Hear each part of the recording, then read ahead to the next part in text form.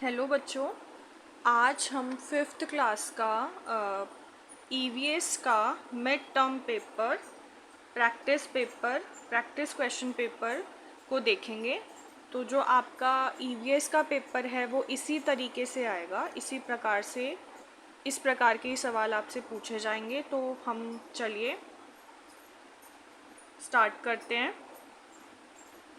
तो यहाँ आप देख सकते हैं क्लास 5 का है, 2 घंटे का है, ईवीएस का पेपर है और इसके मार्क्स हैं 50 और कुछ जनरल इंस्ट्रक्शंस हैं। All questions are compulsory. There are 3 sections, 3 section होंगे पेपर में। The number of mark carried by each question is indicated against it, कि जो भी सवाल है वो जिस भी नंबर का है वो उसके साइड में इंडिकेट किया गया है। तो चलिए सेक्शन ए की तरफ बढ़ते हैं। सेक्शन ए का क्वेश्चन नंबर 1 है, read the passage and encircle answer of the given questions. पहले ये पैसेज पढ़ना है और उसके बाद जो जवाब हैं उन्हें हमें एनसर्कल करना है, यानी कि उस पर गोला लगाना है। यहाँ पर 2 × 5 लिखा है, यानी कि 5 सवाल हैं और 5 सवाल में हर सवाल के 2 नंबर हैं, तो टोटल नंबर हो गए 10। जैसा कि इंस्ट्रक्शंस में पहले ही लिखा हुआ था कि मार्क्स लिखे हुए हैं। चलिए पैसेज पढ़ते हैं। Aryanath, your father used to travel with me ever since he was a young child. He learned to play the bean without being taught.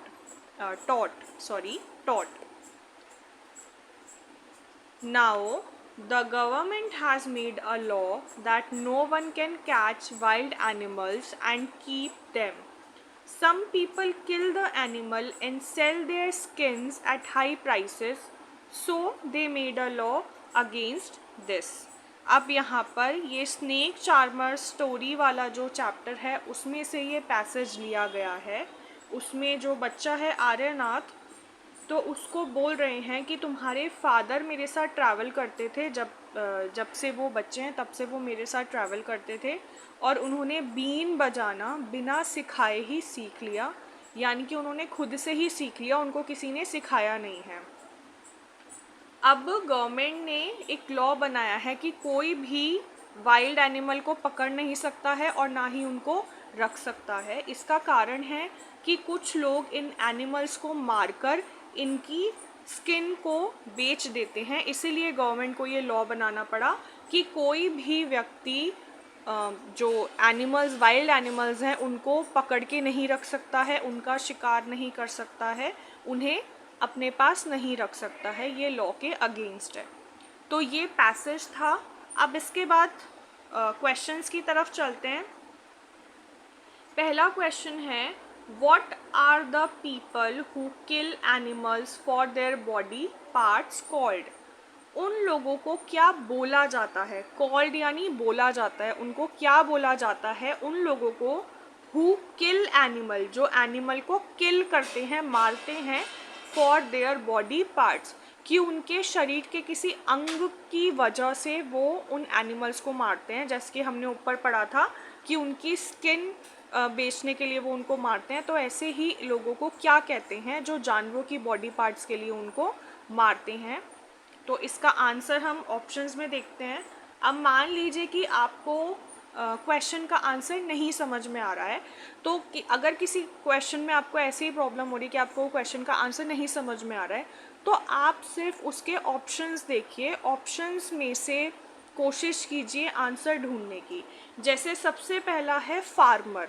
अब फार्मर कौन होता है, फार्मर किसान होता है, तो वो जानवरों को नहीं मारता है, वो क्या करता है, फसल उगाता है। तो फार्मर इसका आंसर नहीं हो सकता है, क्योंकि हमसे पूछा है कि people who kill animal for their body part. फिर सी ऑप्शन है शेफर्ड। शेफर्ड का मतलब होता है चरवाहे, जो भेड़ बकरियों को चराता है। तो भेड़ बकरियों को चराता है, उनका दूध इस्तेमाल करता है, लेकिन वो उनके बॉडी पार्ट्स के लिए उनको नहीं मारता है। फिर आता है पॉटर। पॉटर का मतलब होता है कुम्हार, जो कि मिट्टी के बर्तन बनाता है, तो ये भी इसका आंसर नहीं होगा। तो अगर ये तीनों ही इसके आंसर नहीं हैं, तो इसका आंसर क्या होगा, पोचर्स। इसका सही आंसर क्या हो गया? पोचर्स हो गया। तो इस तरीके से आप ऑड वे आउट करके भी आंसर को पता लगा सकते हैं। नहीं तो आपको ये ध्यान रखना है कि वो पीपल जो एनिमल्स को मारते हैं फॉर देयर बॉडी पार्ट्स, उनको क्या कहा जाता है? पोचर्स। अब सेकेंड क्वेश्चन की तरफ चलते हैं। For which body part the snakes are killed? Which body part, कौन से बॉडी पार्ट्स के लिए स्नेक्स आर किल्ड, स्नेक्स को मारा जाता है? उनके कौन से बॉडी पार्ट की वजह से उनको मारा जाता है? तो हमने ऊपर पढ़ा था स्किन, कि जो स्नेक की स्किन होती है उसके लिए उनको मारा जाता है। अब जैसे अगर आपको इस सवाल का जवाब भी नहीं समझ में आ रहा है तो आप ऑप्शन में से ही देखिए। अभी हम स्किन को छोड़ देते हैं, बाकी ऑप्शंस की तरफ जाते हैं। टीथ, तो टीथ के लिए स्नेक्स को नहीं मारा जाता है, टीथ के लिए एलिफेंट को मारा जाता है। हॉर्न, सांप के तो हॉर्न होते ही नहीं है, हॉर्न का मतलब होता है सींग, तो सांप के तो सींग होते ही नहीं है, तो उसके लिए तो नहीं मारा जाएगा। मस्क, मस्क एक तरीके का चीज़ होती है जो कि हिरन के अंदर पाया जाता है, तो ये भी स्नेक में नहीं होता है, तो इसके लिए भी स्नेक को नहीं मारा जाएगा। तो फिर किसके लिए मारा जाता है स्नेक्स को? For their skin. तो इसका सही उत्तर हो गया स्किन। तो हम इस पे स्किन पे सर्कल लगा देंगे, क्योंकि क्वेश्चन में हमें क्या बोला है? एन सर्कल, गोला लगाना है।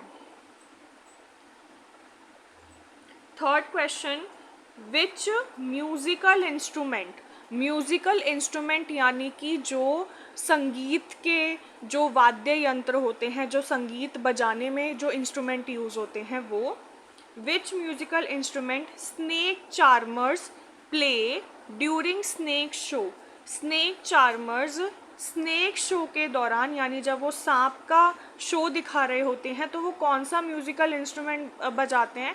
तो ये हम सभी को पता है कि जो स्नेक चार्मर्स हैं, सपेरे हैं, वो क्या बजाते हैं? वो बजाते हैं बीन। तो इसका सही आंसर क्या हो जाएगा? बीन।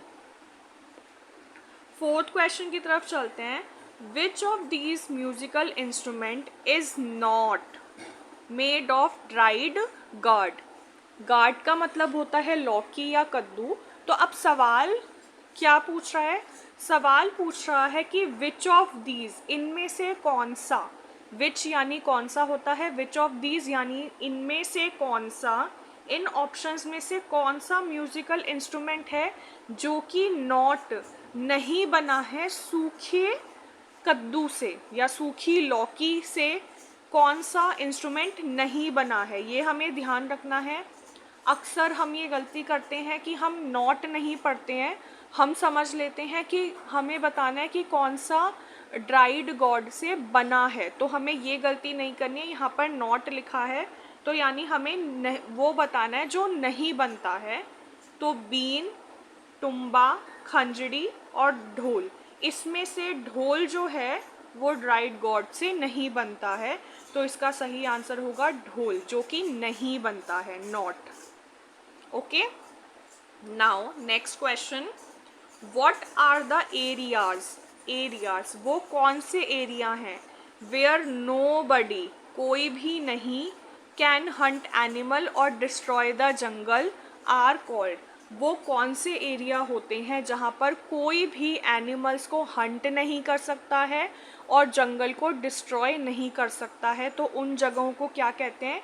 तो ये चीज़ आप ध्यान से याद कर लीजिए, समझ लीजिए कि वो होते हैं नेशनल पार्क। नेशनल पार्क में, नेशनल पार्क एक ऐसा एरिया है जहाँ पर हंटिंग करना, पेड़ पौधों को किसी भी तरीके का नुकसान पहुँचाना बिल्कुल मना होता है। नाउ सेकेंड क्वेश्चन की तरफ बढ़ते हैं। सेकेंड क्वेश्चन में अब यहाँ देखिए 1 × 5 लिखा है, यानी कि इसमें भी 5 क्वेश्चन हैं और पांचों क्वेश्चन एक एक नंबर के हैं। इसका मतलब ये है। ओके, तो अब क्वेश्चन है answer these questions in very short 1 word. अब यहाँ पे क्या मतलब है इसका कि बहुत छोटा आपको जवाब देना है और ब्रैकेट में लिखा है 1 वर्ड, यानी अगर एक शब्द में जवाब दे सकते हैं तो एक ही शब्द में जवाब दे दीजिए।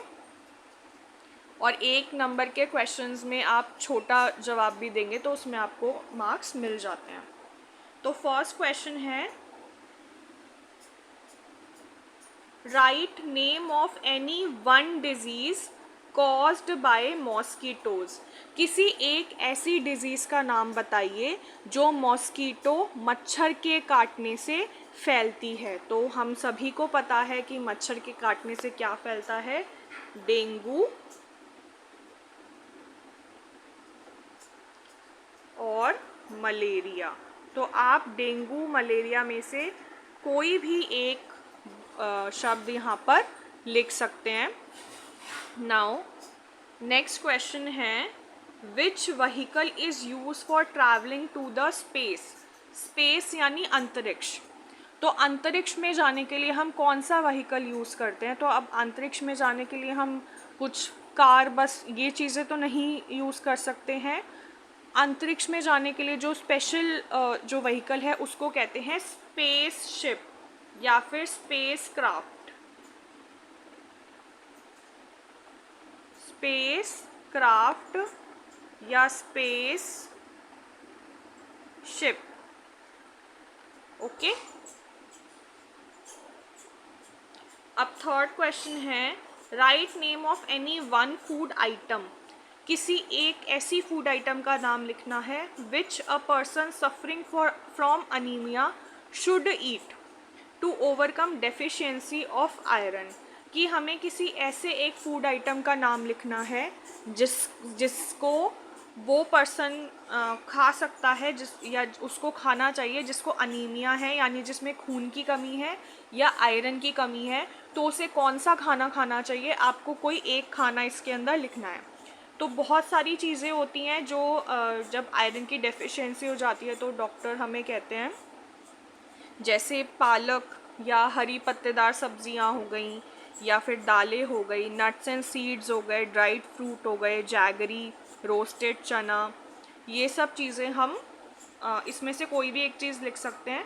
तो मैं यहाँ पर ग्रीन लीफी वेजिटेबल्स लिख रही हूँ, आप कुछ भी लिख सकते हैं। Green leafy vegetables.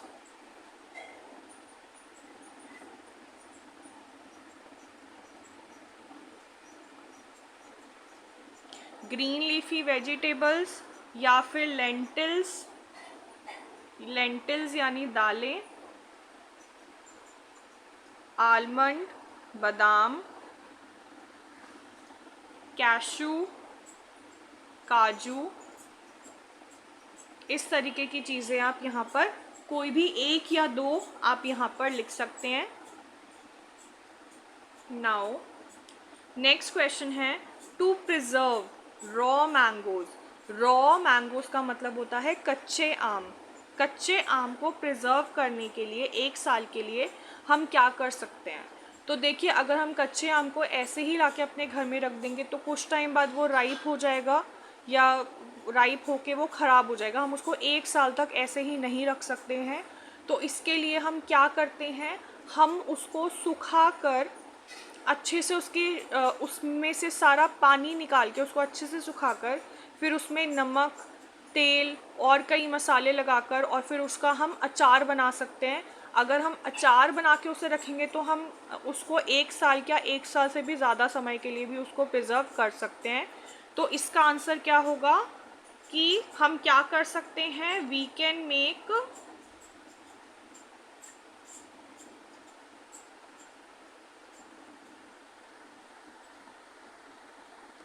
Pickle of raw mango.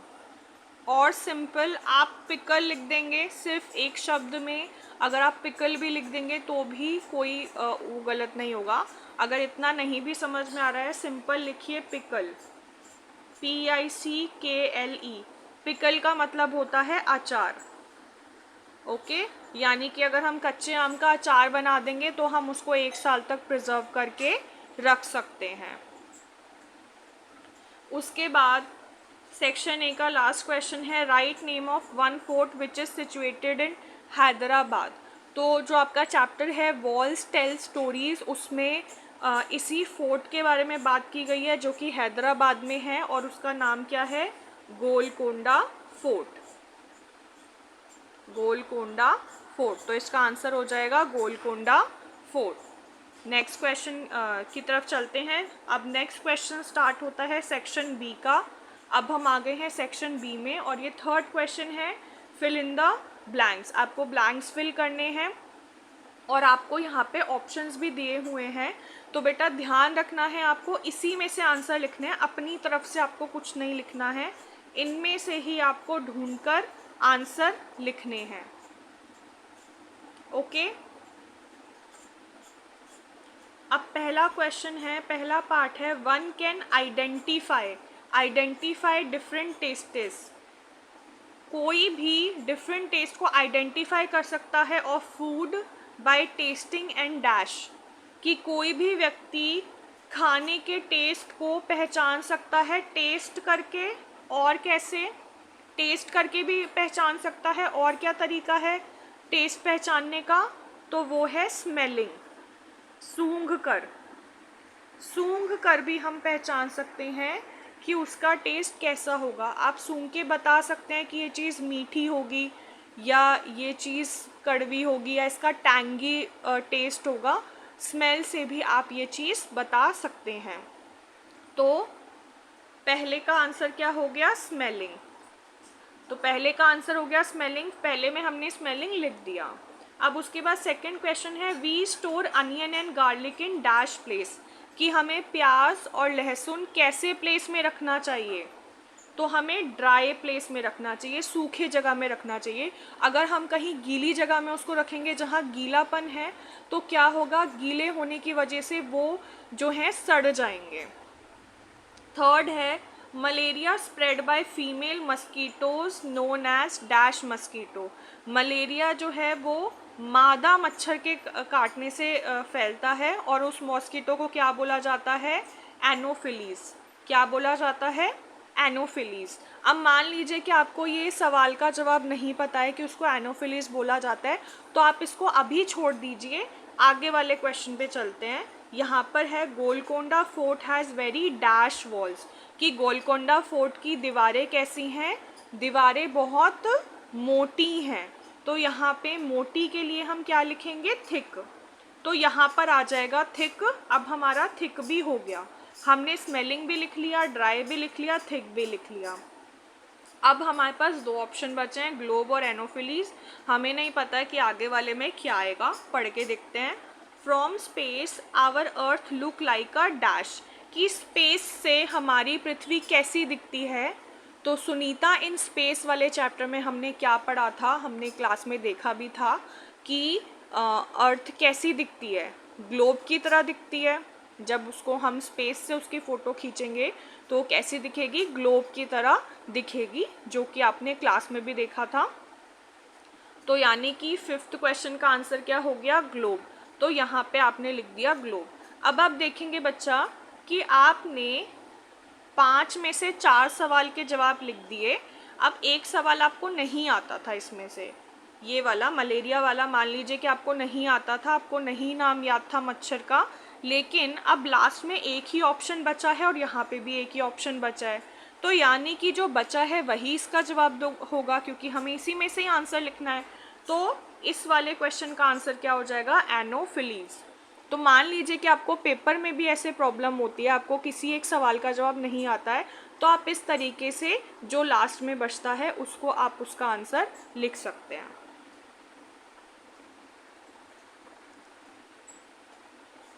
अब फोर्थ क्वेश्चन है, state whether these statements are true और फॉल्स। अब हमें ट्रू फॉल्स बताना है, बहुत आसान है। जो चीज़ सही है उसको हमें ट्रू कर देना है, जो चीज़ सही नहीं है उसको हमें फॉल्स कर देना है। ओके, तो चलिए पहला क्वेश्चन देखते हैं। Doctor Beaumont made a hole in Martin stomach for research. Doctor Beaumont ने मार्टिन के पेट में होल किया था रिसर्च के लिए। तो क्या ये बात सही है? नहीं, ये बात गलत है। मार्टिन को पेट में गोली लगी थी, इसलिए उसके पेट में होल हुआ था। डॉक्टर ने खुद से उसके पेट में कोई होल, कोई छेद नहीं किया था। तो यहाँ पे क्या हो गया? फॉल्स। अब आप यहीं से फॉल्स की स्पेलिंग उठा के यहाँ पर लिख सकते हैं. Okay. Now second question. Preparing pickle, papad, murabba, chutney and chips are ways to preserve food for longer time. कि फूड का अचार बनाना, पापड़ बनाना, मुरब्बा, चटनी या चिप्स बनाना एक तरीका है उसको ज़्यादा लंबे समय तक चलाने के लिए. तो ये बात बिल्कुल सही है. जब हमें किसी फूड आइटम को प्रिजर्व करना होता है तो हम उसकी चटनी या अचार या पापड़ या इस तरीके की चीज़ बनाते हैं और फिर वो चीज़ ज़्यादा लंबे समय तक चलती है. तो ये बात ट्रू है, तो इसके आगे हम ट्रू लिख देंगे. The word malaria means bad air. तो यहाँ पे बोला है कि मलेरिया का मतलब होता है बैड एयर, जो कि बिल्कुल सही है. आपने बुक में पढ़ा ही है चैप्टर में कि जो भी दलदली इलाके होते थे वहाँ पे मलेरिया फैलता था. तो लोगों के मन में ये भ्रांति थी, ये गलत फहमी थी कि दलदल में से जो हवा या गैस निकलती है उससे मलेरिया होता है, और इसीलिए इस बीमारी का नाम मलेरिया पड़ा था, जिसका मतलब होता है बैड एयर. तो दिस इज़ ऑल्सो ट्रू कि मलेरिया का मतलब क्या होता है, बैड एयर. फोर्थ पार्ट है the Golconda fort is situated in Delhi. कि गोलकोंडा फोर्ट कहाँ है, दिल्ली में है. तो ये बात बिल्कुल गलत है. गोलकोंडा फोर्ट हैदराबाद में है. अभी हमने इसके ऊपर वाले क्वेश्चन में फिल इन द ब्लैंक्स में भी ये चीज़ पढ़ा था. ओके. एक क्वेश्चन भी था कि हैदराबाद में कौन सा फोर्ट है, तो हमने उसमें लिखा था गोलकोंडा फोर्ट. तो यानी कि गोलकोंडा फोर्ट तो हैदराबाद में है, दिल्ली में तो नहीं है. तो ये आंसर हो जाएगा बिल्कुल गलत, बिल्कुल false. The moon changes its face every night.